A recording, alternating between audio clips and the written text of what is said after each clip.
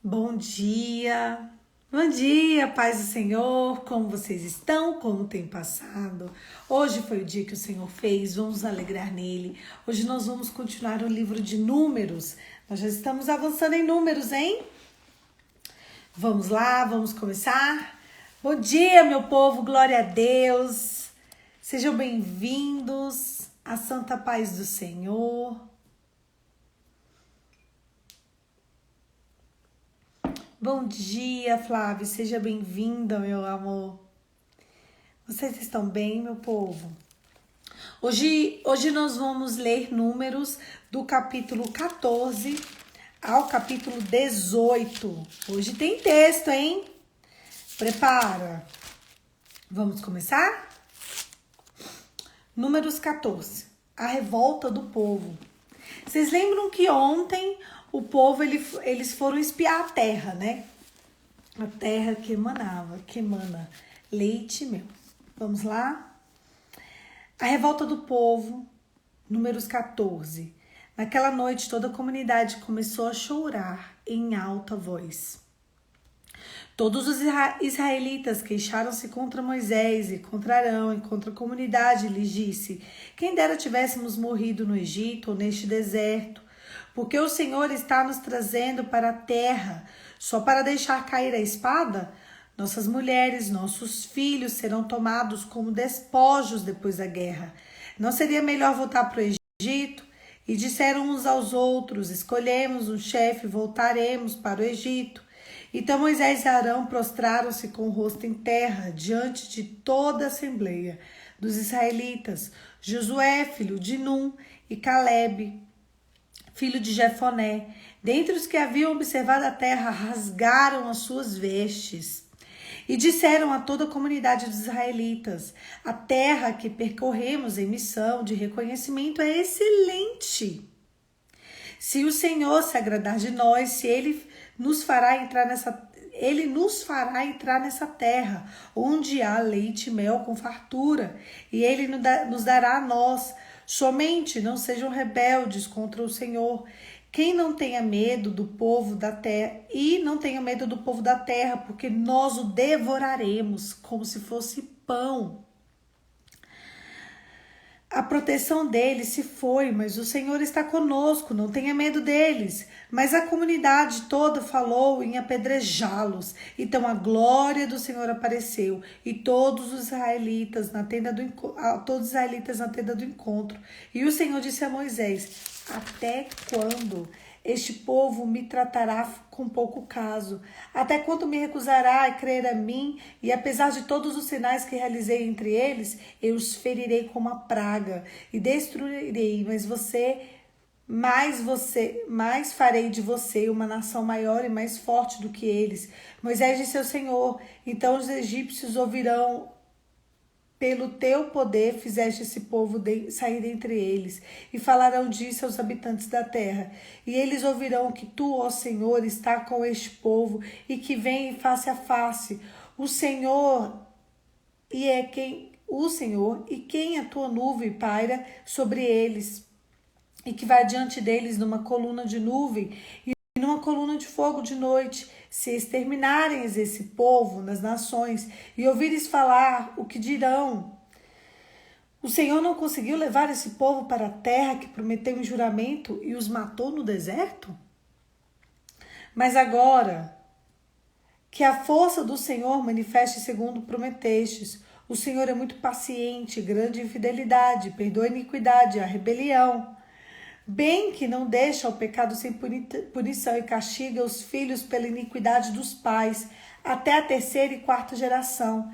Segundo a tua fidelidade, perdoa a iniquidade desse povo, como a este povo tem perdoado, desde que saíram do Egito até agora. O Senhor respondeu: eu perdoarei, conforme me pediu. No entanto, juro pela glória do Senhor, que enche toda a terra, que nenhum dos que viram a minha glória e os sinais milagrosos que realizei no Egito, no deserto. Me puseram à prova, me desobedeceste 10 vezes.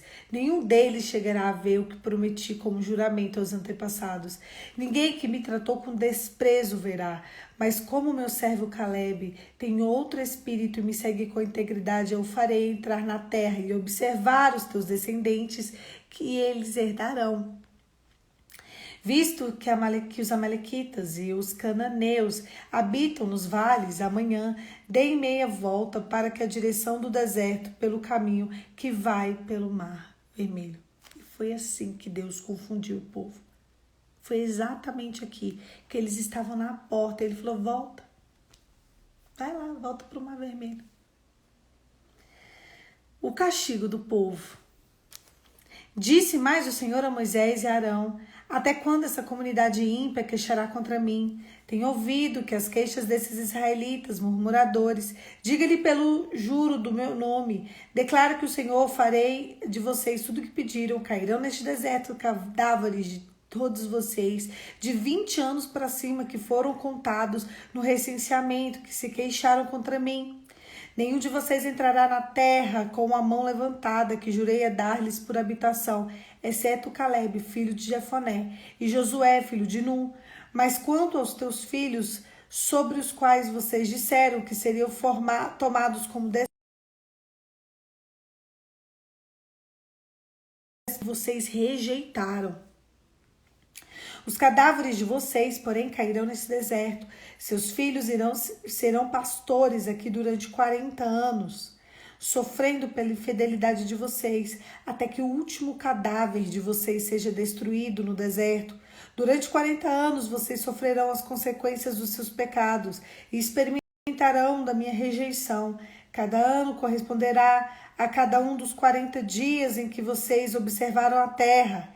Eu, Senhor, farei certamente essas coisas em toda a comunidade ímpia que conspirou contra mim. Encontrarão o seu fim neste deserto e aqui morrerão.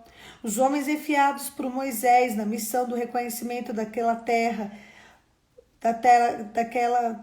voltaram e fizeram toda a comunidade queixar-se contra ele e espalharam um relatório negativo.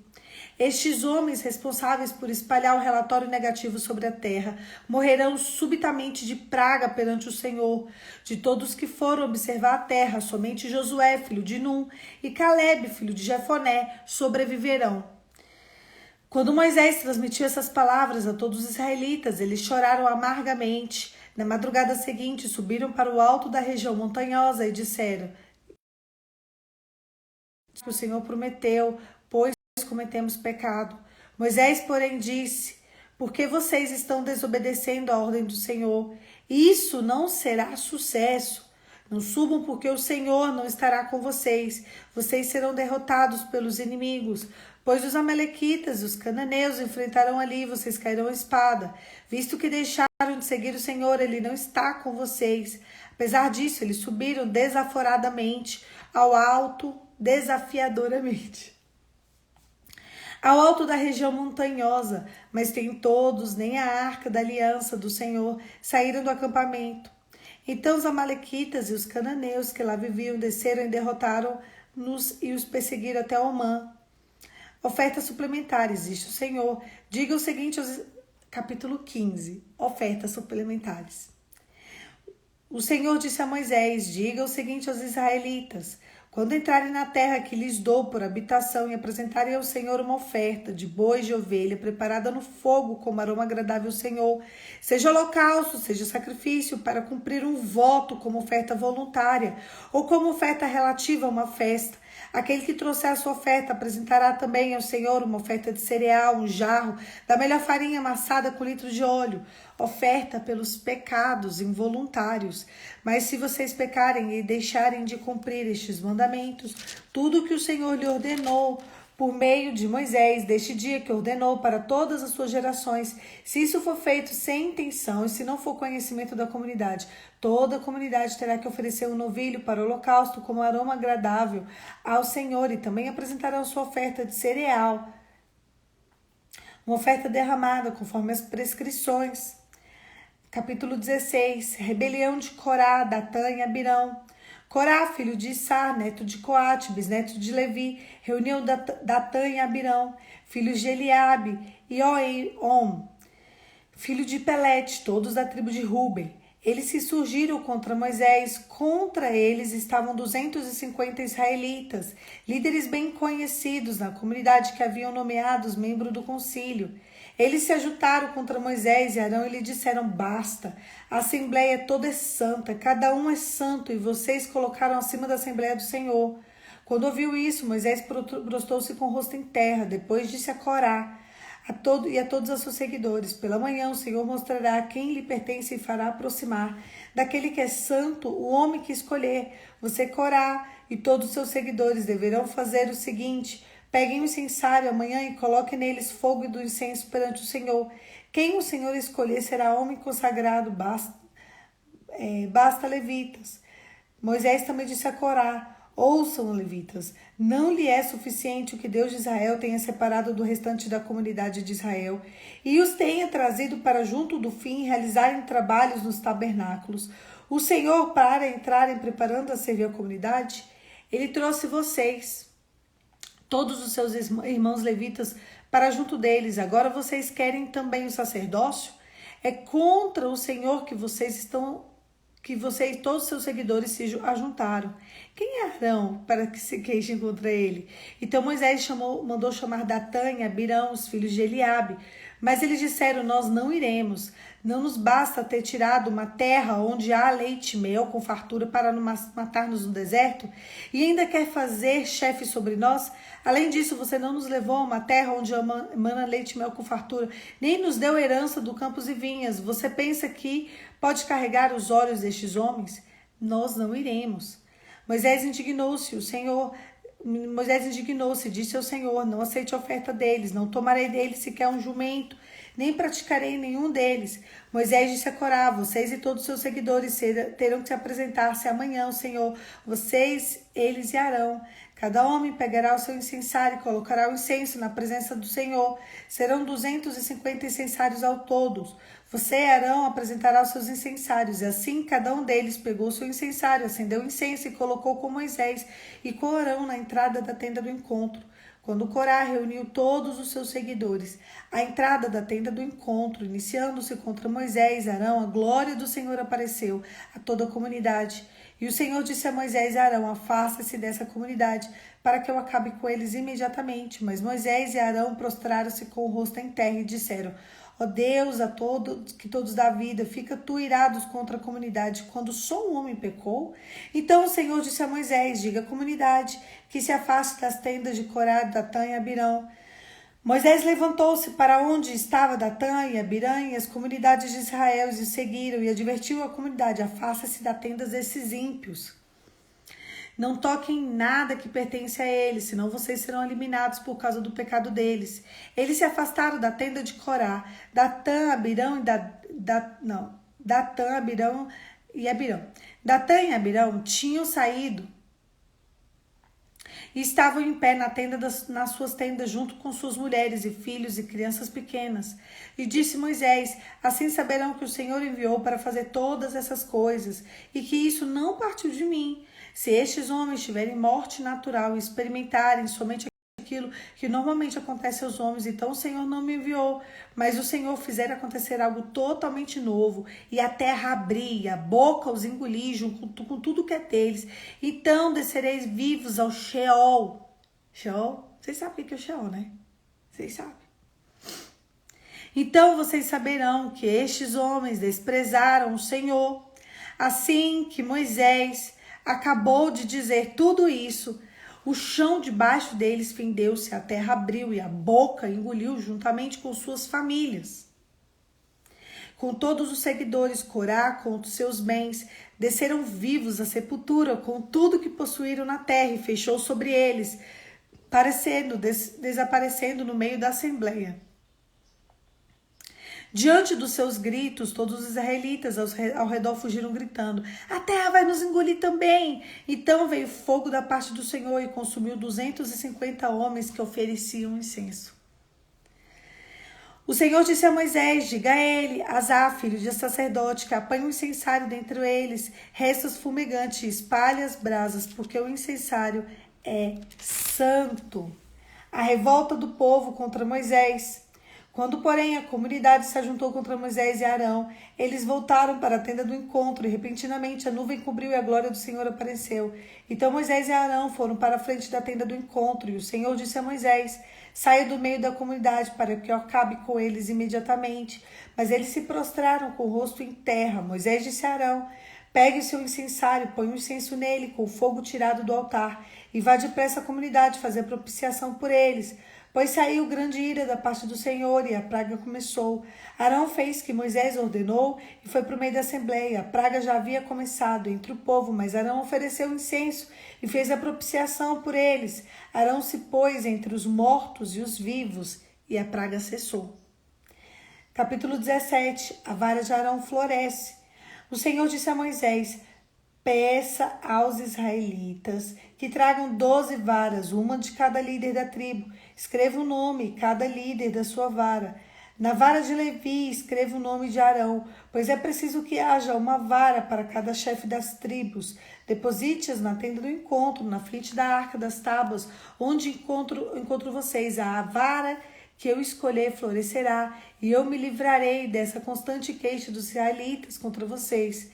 Assim, Moisés falou aos israelitas, e os seus líderes deram 12 varas, uma para cada líder da tribo, e Arão estava entre elas. Moisés depositou as varas perante o Senhor, na tenda da guarda das tábuas da aliança. No dia seguinte, Moisés entrou na tenda e viu que a vara que representava a tribo de Levi tinha brotado e produzido botões e flores e amêndoas maduras. Então Moisés retirou todas as varas da presença do Senhor e levou a todos os israelitas. E eles viram as varas que cada líder pegou a sua. O Senhor disse a Moisés, ponha de volta a vara de Arão na frente da arca das tábuas da aliança, para que seja guardada como uma advertência aos rebeldes. Isso porá fim à queixa deles contra mim, para que não morra. Capítulo 18. Os deveres dos sacerdotes levitas. O Senhor disse a Arão, vocês, seus filhos, sua família, seu pai, serão os responsáveis pelas ofensas contra o santuário. Você e seus filhos serão responsáveis pelas ofensas cometidas pelo exercício do sacerdócio. Esse texto fala sobre a ira de Deus. Estes textos, né? O texto de 14 a 18, ele vai falando como o povo perdeu a terra prometida. Você já teve a sensação de que você estava na porta de um lugar e você perdeu? Quem aqui? Escreve para mim no chat. Pô, eu já tive essa sensação terrível de que era para eu entrar num lugar e era para eu entrar, tava tudo certo, era um relacionamento que tava tudo certo para dar certo, era um emprego que tava tudo certo para dar certo, era um filho que já tava no meu ventre, era uma viagem, era uma casa, era um carro, era um dia. Sabe aquele dia que você estava na porta, você estava na beira? Quem aqui já passou por isso? Pô, eu ia fechar aquele negócio. E na hora de fechar aquele negócio... Quem aqui já passou por isso?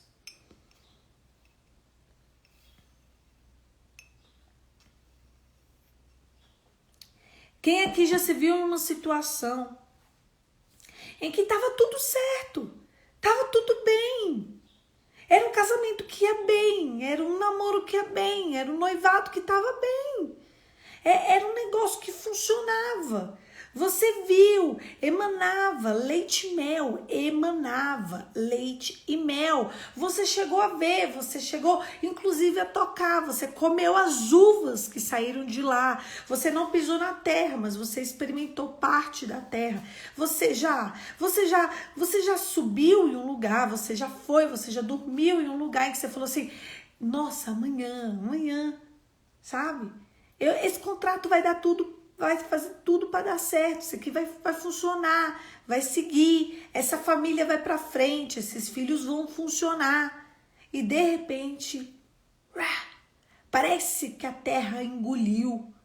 sabe? Quando eu li esse diálogo, eu fiz questão de ler grande parte dele e a leitura ficou grande, ficou densa. Mas eu fiz questão de deixar tudo claro para vocês perceberem aonde está o pulo do gato. Por que às vezes o nosso coração, sabe? Tá tudo, gente, tá tudo. Tá tudo. Como que isso aqui não funcionou? Sabe? Como? Sabe, porque muitas vezes eu e você não chega ali, sabe? A gente não chega ali. É porque se a gente chegar, Deus vai nos tragar. O lugar que Deus tem para você, o lugar de plenitude, só pode ser entrada no dia que o teu coração amar o Senhor com toda a plenitude, com todo o amor, com tudo que é que você, com o transbordo. Quando você entender, quando eu entender quem é Deus. É muito melhor que Deus faça você retroceder, que Deus faça você parar, que Deus faça você dar a volta no mar vermelho do que você morrer.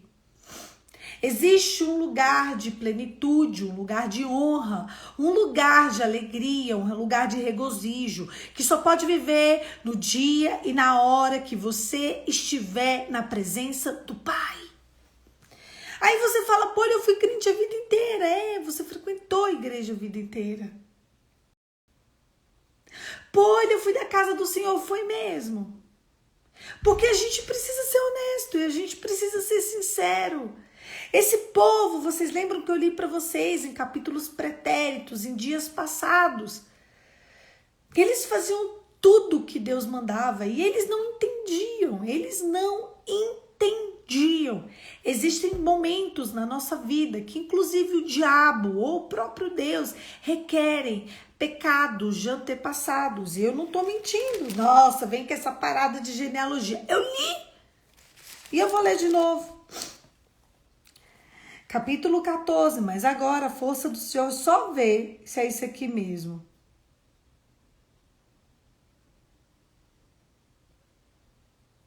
E agora, se eu não achar?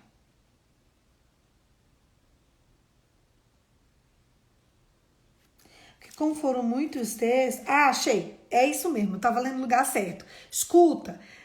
Números, capítulo 14.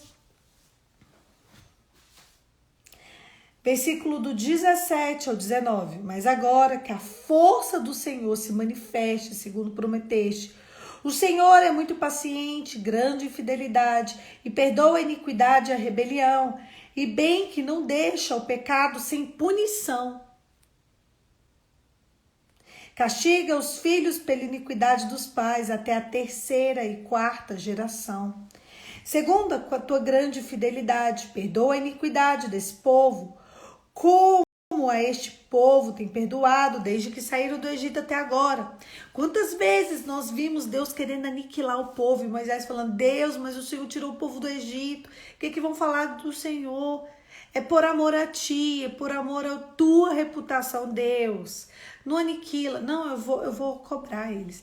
Então Deus decide punir toda uma geração. Ele fala, eu vou punir, eu puno até a 3ª e 4ª. O pecado que você comete hoje é punível até a 3ª e 4ª geração. Escuta, presta atenção. Como assim, Poliana? Estou falando de ciclos. Quando eu dei uma aula de decisões assertivas, eu falei de ciclos. Quando eu for dar a parte de ciclos, eu vou falar disso. Deus, ele pune até a 3ª ou 4ª geração. Ah, tô encrencado. Sabe, escuta, vocês já viram aquela história? O avô traía... Não, o bisavô traía, o avô traía, o pai traía, o filho trai, o tio trai, o neto trai, o primo trai. Você já viu? Deixa eu ver aqui outra coisa. A bisavó aborta, a avó aborta, a tia aborta, a mãe aborta. Vocês entenderam como funciona? O primo joga, o tio joga, o outro joga, um é glutônato, o outro é glutônato. Isso é porque Deus, ele requer, ele pune 3, 4 gerações. Poliana, mas eu não tô querendo, assim, eu tô querendo vencer. Vocês entenderam? Você tá entendendo onde eu tô querendo chegar, Michelle? A Michelle tá entendendo. Vocês entenderam? Então, talvez a gente tá clamando a Deus, Deus, o que tá acontecendo comigo? Talvez a gente esteja vivendo um ciclo de iniquidade geracional. Escuta que isso é muito importante. Para o que vocês estão fazendo, presta atenção. Talvez coisas que você vive, você está vivendo uma decorrência de questões geracionais.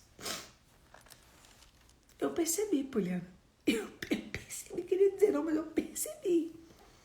Sabe quando parece que você quer fugir? Você quer fugir e não dá? Sabe, você já percebeu? Presta atenção. Aqui em Brasília, onde eu estou, existe um presídio federal chamado Papuda. Papuda. Nesse lugar, nessa Papuda, existem presos lá dentro, homens. Quando você vai observar o perfil deles, é assim. Um primo tá lá, o outro primo tá lá, um tio tá lá, talvez o pai tá lá. Vocês entenderam?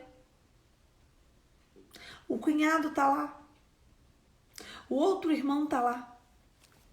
Tu vai na colmeia. Eu fiz a minha monografia na colmeia, gente, acredita? Eu fui lá pra dentro na época de 2010. Pensa. Fui lá pra dentro pra fazer. Eu era a mulher mais velha daquele presídio, eu fiquei em estado de choque. Eu tinha 23 anos, não é? Pronto, Mari é advogada criminalista. Ela escreveu, sim, Poli, sou advogada criminalista aqui no DF, exatamente isso. Toda a família envolvida. Mari, eu fiz a minha monografia dentro da colmeia, eu fui. Foi uma luta, eu lembro que eu chorava, porque eu precisava ir para dentro da colmeia. E como é que autoriza um estudante de direito a fazer um trabalho em loco? Me autorizaram. Eu sei que eu fiz entrevista com o diretor da VEP. Eu fiz entrevista com todo mundo que vocês puderem imaginar. Eu ali, estudante de direito, fazendo petição, pedindo para o sistema judiciário para poder entrar, Ai, gente, que peleja. Ai, Senhor.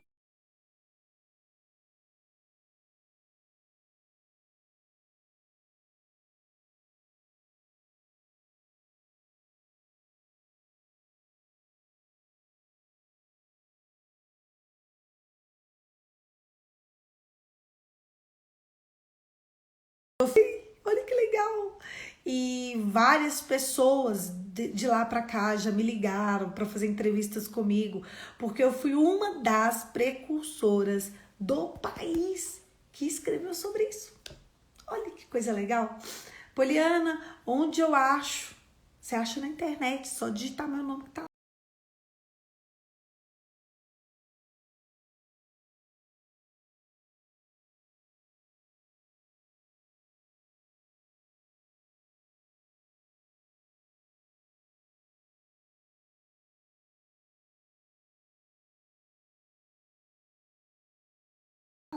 Mas é um estudo antigo, né? A gente já tem 12 anos aí desse estudo, ele estava na internet, ele serviu como base para teses de mestrado aqui em Brasília e fora de Brasília. Ele serviu, tem várias coisas, bem legal. Fiquei muito feliz com o meu trabalho, mas eu chorava, gente, chorava. Foi uma tristeza. Tá falhando tá falhando a conexão ou só para as meninas? Senão eu vou ter que fechar. E fala pra mim, tá falhando? Falando ou falhando? Ah, meu Deus do céu, e agora?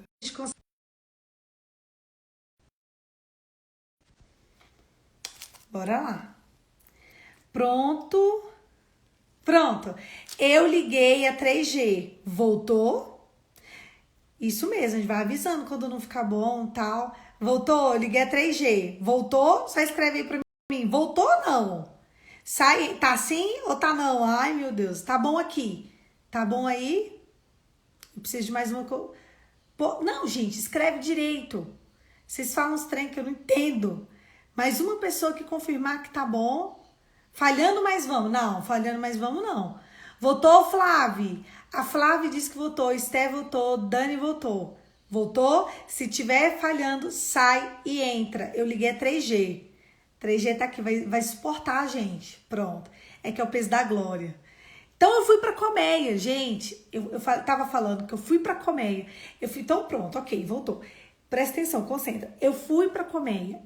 Eu fui em base de lágrimas, eu lembro, porque como é que deixa um estudante de direito ir pra colmeia para entrevistar presas? O texto, minha entrevista, minha monografia era sobre presidiárias gestantes.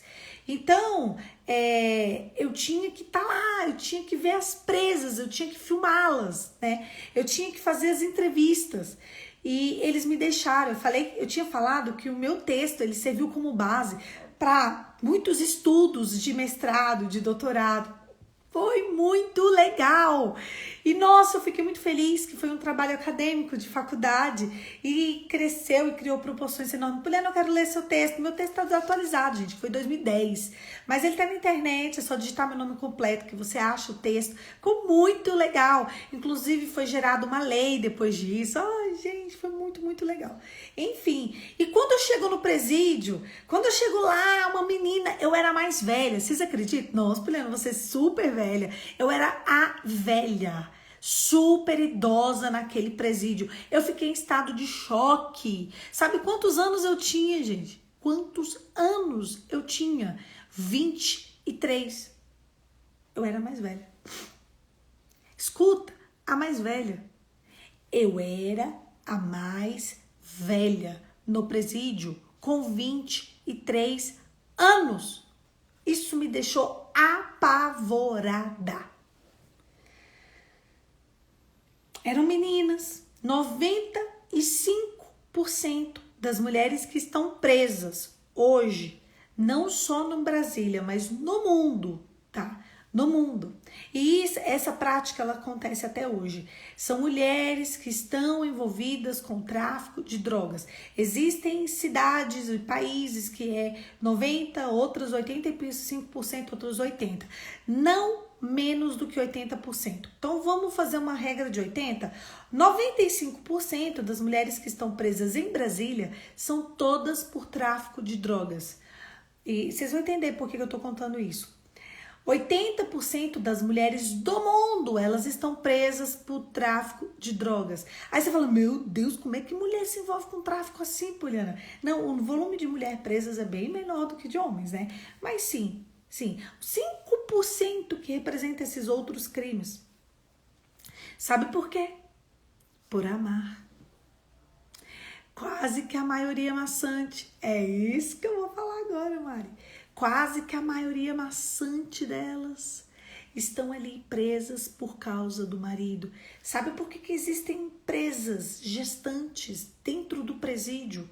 Porque elas vão para o presídio masculino para ter atividade de casal com eles e ali elas colocam drogas no corpo dela, dentro da cavidade vaginal. Chega a entrar dentro do útero. Imagina quando estoura dentro delas. Muitas morrem, tá? Elas colocam na garganta, segura com a linha aqui, ó, coloca assim no dente, com uma linha, e enfia na garganta. Imagina se estoura. Já acontece muito. Elas enfiam dentro do ouvido, assim, na cavidade do ouvido. Sabe esse buraquinho? Ele fica todo tampado de droga dentro da cavidade do nariz, então vai pelo nariz. Quando elas não enfiam na fralda do bebê, no ânus do bebê, no ânus dela, ela sai enfiando, dentro dos dedos do pé. Gente, é surreal o que elas fazem. É surreal o que as mulheres fazem. São mulheres inquietas, são mulheres que têm ali aqueles homens como Deus delas. Então aqueles homens vêm de iniquidade e elas são mulheres instáveis. Porque uma mulher, ela tem que ser submissa. Ela só pode, porém, ela só pode se submeter no que concerne ao Senhor. Responde aqui para mim. Um homem virar para você e falar, traz droga. Isso é submissão ou isso é ser subjugada? Isso é subjugamento. E Michelle, você disse que conhece duas assim, elas vão presas e elas ficam muito tempo presas. E o pior, quando sai, faz a mesma coisa. Elas enfiam no couro cabeludo. Gente, elas rasgam a pele. Elas rasgam a pele, coloca a droga, fecha, costura. Chega lá no presídio, elas soltam, o sangue cai, não tem problema. O problema é alimentar o vício deles. E estes homens, eles... Como que eles conseguem essas mulheres? Nas saídas. São 35 saídas ao ano. Para ter uma ressocialização. Aí, à medida que a pessoa vai ficando, se comportando, vai passando o tempo lá, eles têm direito, no máximo, eu não sei se é 35 ou 40 saídas no ano. Intercalado, tá? Aí eles saem, se apaixona aí. E aí, fala assim, eu tô preso. Eu só posso no próximo saidão. Você me visita? Visito. Aí na próxima visita eles já combinam o que leva, o que vai levar. Só que elas ficam. O sistema carcerário hoje é pesado. O sistema carcerário hoje é terrível, assim. É muito difícil uma mulher chegar lá com droga. Eles até deixam. Na verdade, eles deixam. Eles deixam a mulher entrar uma, eles deixam a mulher entrar duas, eles deixam a mulher entrar três. E é tudo feito um relatório. Porque quem entra uma, entra duas. Ela vai criando coragem. Entra três, entra quatro. Poliana, mas pra quê? Pra que eles deixam? Pra que a quantidade, quando ela for presa, seja maior. Ela fica muito tempo presa. Pra ver se aprende. Tem mulheres que ficam presas 7 anos, 8 anos, 10 anos. Por quê?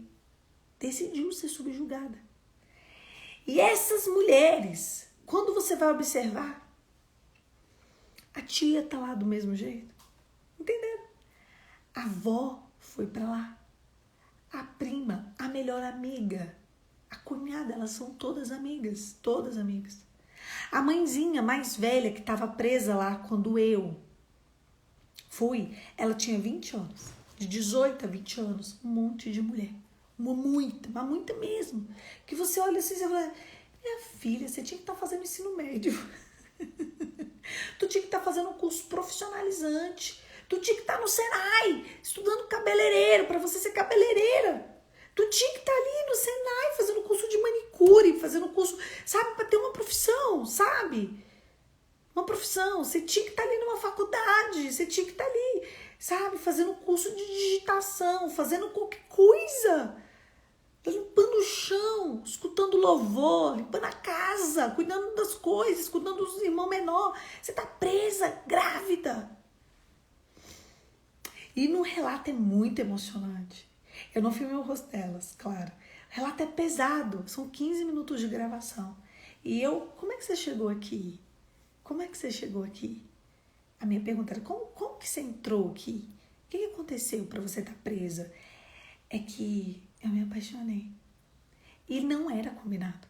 A outra mãezinha, com a barriga enorme. Aí a gente filmava mais a barriga. Como é que você tá aqui? Por que você tá aqui?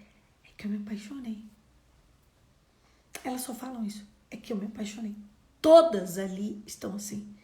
E ali você vai vendo que as gerações, as amigas, as influências, cuidado com as pessoas que você está conectada, porque às vezes você está tão conectada com uma amiga sua e essa amiga sua compartilha a maldição dela com você e você começa a viver a maldição da amiga. Não é a sua maldição. Tinha uma menina que eu perguntei, eu falei, como você chegou aqui? Como você chegou aqui, senhora? Você tem 19 anos, como você chegou aqui? Ah, eu cheguei aqui porque minhas amigas me apresentaram o meu marido. E todas elas tinham um marido assim. Tem alguém na sua família? Não. Porque a gente estava ali, estava todo mundo ali. E eu entrei. E eu fui pega. E ela, aquela menina de 19 anos, 20 anos, sei lá, ela vai ficar 10 anos presa. Ela vai passar a juventude dela toda presa. Se tem uma coisa que deixa presa muito tempo, é tráfico de drogas. A Mari sabe. Hoje em dia tá mais fácil roubar um banco do que fazer tráfico de drogas. Não faz tráfico de drogas, é logo o crime que as mulheres mais fazem. Homem não, homem faz tudo. Agora mulher tá ali no tráfico. E ali você percebe que existem ciclos e ciclos e ciclos de iniquidade. A gente começa a observar um ciclo. O que acontece aqui? Deus, ele estava tentando purificar o povo de 400 anos de idolatria. Acompanhe o raciocínio. Então Deus reserva o deserto. Todas as vezes que Deus te leva para o deserto, provavelmente Ele está tentando limpar a sua idolatria. Pega essa. Poliana, eu tô vivendo um deserto. Ei, tem idolatria no arraial. Não é todas as vezes, porque Jesus também foi levado ao deserto e não era idolatria, mas a maioria das vezes, entendeu? Deus, ele te leva para o deserto para te testar e te provar. Ele fez isso com Jesus. Deus levou esse povo para o deserto para testar e para provar eles. E quando chegou o teste, quando chegou a hora, vocês percebem a quantidade de mulheres que chegam em mim e falam: meu deserto, eu tô há 15 anos, eu tô 5 anos no deserto. Ei, talvez é porque Deus te deixou com essa oportunidade para te limpar da sua idolatria. Agradece. Para de reclamar. Talvez. Com certeza, você tá aí para ser testada e aprovada. Com certeza. Mas talvez Deus te leva para o deserto para testar e para ver, para te limpar da sua idolatria. Quando Jesus foi ser testado e aprovado, viu que dentro dele saiu virtude. Você está no deserto, você está sendo testado e aprovado. O que é que está saindo de você? Águas limpas, águas purificadoras ou idolatria? Eu não entendo porque Deus está fazendo. Deus está te limpando, Senhora, Senhor. Quando Deus nos leva a um deserto, não é para nos matar, não é para nos tragar, não é para nos engolir. É para saber onde está o teu coração. Ele vai mover as águas. Eu sinto Deus falar conosco. Eu vou mover as águas. Mas como que Deus move as águas? Como que Deus coloca na terra prometida alguém que tem um coração impuro? Não tem como, não há compatibilidade. Existem pessoas que vão ouvir esse devocional e aqui, a partir de hoje, a vida delas vão transformar. E existem outras pessoas que elas vão ouvir esse devocional. Elas vão ser como aquele texto daquelas mulheres que estão cheias de aprendizado, cheias de conhecimento, mas nunca chegam à verdade. Sabe por quê? Por conta do orgulho, por conta da soberba, por conta de se achar o alecrim dourado. Você não é o alecrim dourado. Talvez você esteja aí porque Deus está limpando você e sua raiz. Se submete, filho. Porque quando a gente se submete à poderosa mão do Senhor, o Senhor, ele exerce misericórdia. Você acha que Deus... Sabe, quando eu estou enfrentando desertos, quando eu estou enfrentando tragédias, quando eu estou enfrentando situações em que eu falo... Meu Deus, eu só penso o seguinte: eu estou aqui para ser testada e aprovada. Eu estou aqui para minha fé ficar de pé. Eu só estou aqui para minha fé ficar de pé. Eu estou aqui para pular uma etapa. Agora tem gente que ele fica ali idolatrando a dor dele, que fica assim: ai, tá igual esse povo. Qual a diferença para esse povo? Esse povo viu a terra, comeu a terra, experimentou a terra. Sabe quando você pensa: meu Deus, passou um vendaval. Meu Deus, minha vida estava bem. Tinha as tretas da vida, porque a vida tem treta, Poliana. Minha vida estava bem nada. Tava bem nada, que se tu morresse ali, tu ia pro Sheol. Tu ia pro inferno. E Deus quer te limpar, quer te purificar. Escuta, Deus, ele dá punição até a terceira e quarta geração. Porém, quando há um clamor pela situação geracional, Deus perdoa. Vocês perceberam aqui que Deus queria matar o povo? Matar. Presta atenção. Eu vou matar esse povo. Moisés fala, Deus, não mata. Aí Moisés se prostra com o rosto em terra e clama. E Deus fala, tá bom, vou perdoar. Deus, ele é misericordioso. Poliana, o que é que eu faço? Filho, jejua. Ora para que o Senhor perdoe as tuas gerações. Jejua, ora, santifica você. Um santificado muda tudo. Eu vou contar uma história que vocês leram comigo. Caleb e Josué falaram, a terra é boa. Eles são aqueles que foram para o deserto, foram provados no deserto, foram testados no deserto e estavam cheios da presença de Deus. Porque quando você está no deserto e você está cheio da presença de Deus, de você sai virtude. Você vai ser o único que vai entrar na terra prometida. A grande maioria das pessoas vão morrer onde estão, sabe por quê? Porque elas não querem sair do deserto, elas não querem largar a idolatria, elas não querem ser diferentes, elas não querem olhar para a terra e falar, emana leite e mel, a terra é boa, Deus vai dar, se Deus falou, Deus vai cumprir. Poliana, tá difícil, e daí? Vida é difícil. Vida fácil de quem? De bebê. Talvez ainda, tem uns bebês que a vida deles é difícil também. Tô aqui, tô na vida, tô vivo, tá difícil, que bom, pelo menos tem vida. Entendeu? Ai, vou desistir, desiste. A terra te traga, acabou.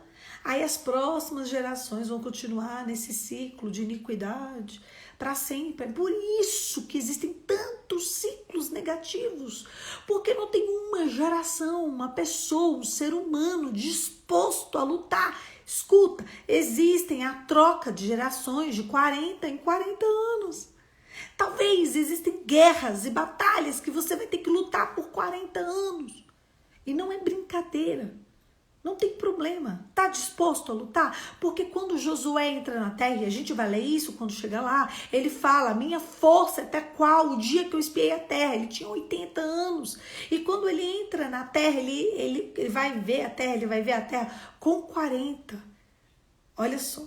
Toda a minha família tem problema no casamento. E eu sempre falei que não queria passar por isso. E hoje estou vivendo um divórcio. Você já jejuou quantos anos da tua vida você se prostrou em terra? Não é um dia, não é um mês, não é 6 meses, não é um ano. Você ficou a vida inteira falando, eu não quero passar por problema em casamento. Eu decido, não é isso. É aí que a teoria da força do pensamento positivo, sabe por quê? Pensar positivo. Não quero casamento ruim, não quero casamento ruim, não quero casamento... Não vai fazer seu casamento bom. Você sabe o que vai fazer seu casamento bom? O dia que você passar uma década orando e jejuando para que o Senhor perdoe a iniquidade dos divórcios. É isso que vai fazer mudar esse ciclo de casamentos. Você já pode começar no mundo espiritual. Às vezes você tá, meu marido, meu não sei o quê. Tudo começa no mundo espiritual. Minha tia tem um casamento ruim, minha mãe tem um casamento ruim, minhas primas têm um casamento ruim. Tem mesmo. Então se prostra você, pede perdão a Deus por toda aliança quebrada. Por que você, na sua juventude, ao invés de falar que não queria, que não aceitava, você não lutou pelas mulheres da tua família? Porque a Bíblia diz no Novo Testamento que Deus está esperando um na brecha. Sabe por quê? 3,3 milhões de pessoas não morreram. Porque Arão, porque Moisés, porque Caleb, porque Josué se colocaram na brecha por 3,3 milhões de pessoas. Ei, sabe por que talvez você está vivo hoje? Sabe por que Deus não te tragou? Porque existe alguém clamando por você. Às vezes um amigo de trabalho, às vezes um colega da escola, que Deus colocou na boca dele, eu não posso, eu quero tentar. Ora por ele. Sabe por que talvez eu não morri? Por que talvez você não morreu? Por que Deus não nos tragou ainda? Porque existem pessoas na brecha por nós. Poliana, eu não tenho ninguém na brecha por nós. Você tem, porque senão não estava nem viva. Quem não tem ninguém na brecha, muitas pessoas que não tem ninguém na brecha, está aí na sepultura. A terra tragou. Você pode ter certeza que tem alguém, em algum momento, alguma hora, que ora por você. O mundo espiritual só se movimenta por oração. Ei, você, Nilza, que você tá falando que o casamento tá um caos, que o divórcio veio. Me pergunta, eu te pergunto, quantos anos você tem se ajoelhado, acordado na madrugada e falado: Deus, perdoe as alianças quebradas da minha família. Perdoe as alianças quebradas dos meus tataravós, dos meus avós, não, dos meus bisavós, dos meus avós, dos meus pais, dos meus tios netos, tios avós. Você já pediu perdão ao Senhor por toda a aliança quebrada geracional? Você já jejuou? Há quantos anos você jejuou por isso? Eu identifiquei uma área de debilidade na minha família. Eu estou jejuando há anos, há uns 12 anos. As coisas de Deus não é uma varinha de simsalabim bim bim. Para com isso! As coisas de Deus não é pedir, é clamar, é jejuar, é orar. É orar. Senhor, limpa a minha geração. Eu declaro casamentos abençoados. É jejuar, é se pôr na brecha, é acordar na madrugada, clamar por uma gota do sangue de Jesus na tua genealogia. O que limpa é a gota. Uma menina me falou ontem. Ela teve um sonho terrível com o mundo espiritual. Demônios se manifestando para ela e falando o nome deles. A primeira coisa que aconteceu no sonho, primeira coisa que aconteceu no sonho, ela tá inclusive online aqui. Ela vai saber quem é ela. Ela disse que estava numa rua. E essa rua, ela estava com uma roupa. E a roupa dela estava suja de terra. A Bíblia diz, não a Poliana, a Bíblia. Eu vi que você viu. É tu mesmo. A Bíblia diz que antes que Deus nos veja, Ele nos vê o sangue do Cordeiro nos lavando. Para que você seja credenciado a estar diante de Deus, você precisa que o sangue de Jesus te cubra. E para você ter o sangue de Jesus te cobrindo, você precisa de algumas coisas. Primeiro, confessar Jesus. Seja sincero para mim, gente. Escreve aqui no chat. Seja muito sincero. Seja sincero. Quem aqui, sim ou não, já confessou Jesus como seu único e suficiente Salvador com a tua boca? Quem? Ou não? Eu nunca confessei. Escreve para mim no chat. Eu já e eu não. Só para eu saber.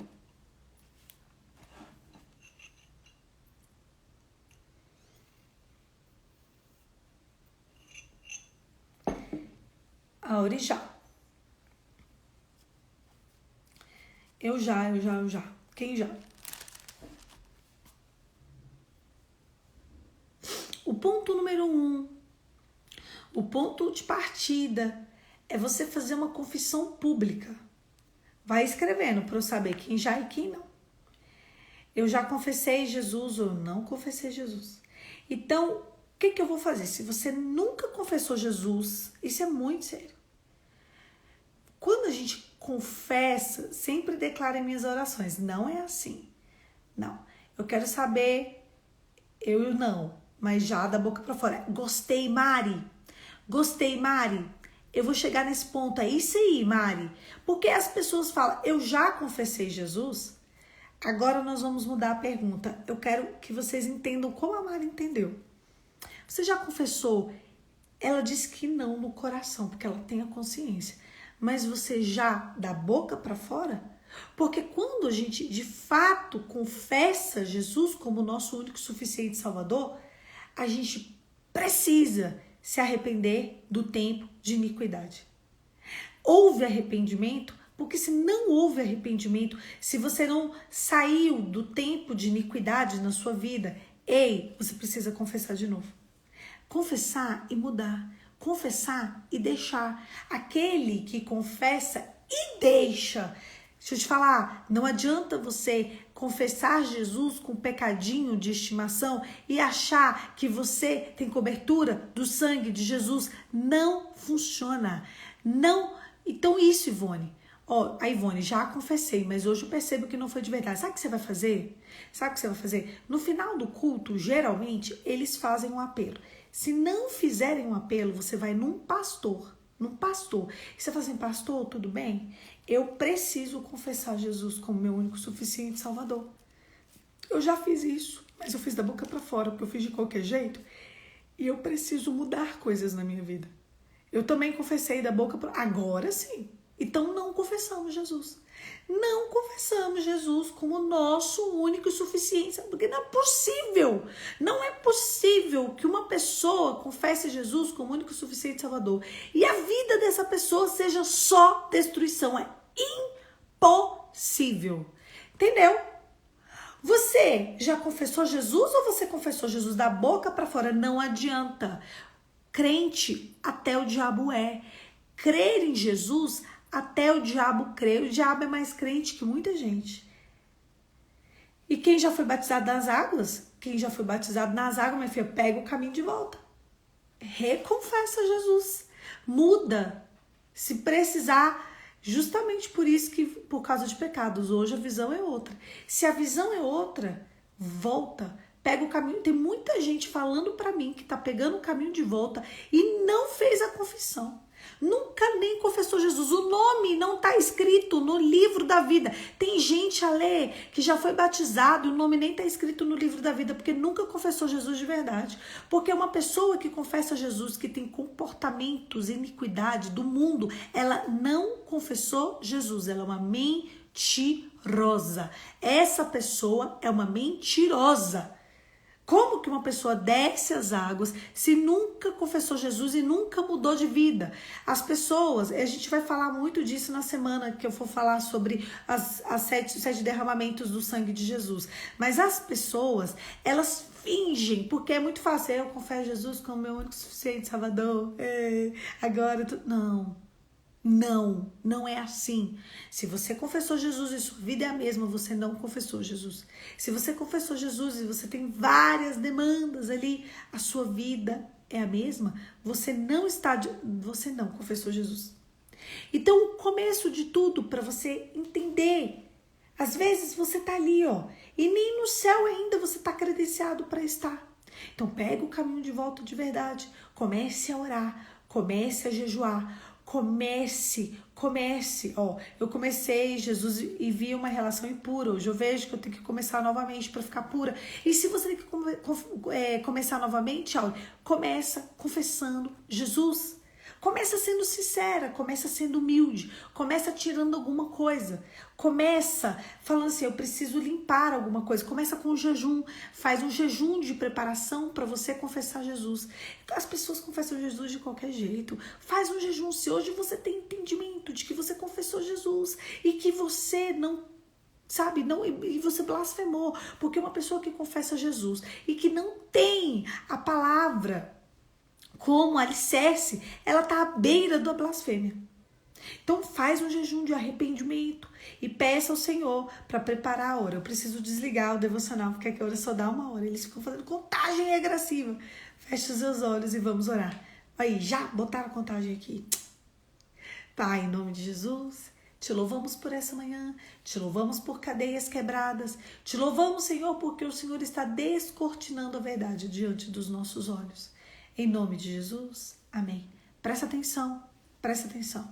Nós temos pouco tempo para eu dizer para vocês que o único problema desse povo que chegou na beira da terra, que comeu do fruto, que viu o figo, qual a forma... Ixi, adeus, a gente vai aproveitando aqui que só tem 1 minuto para falar, não vai dar tempo, tá?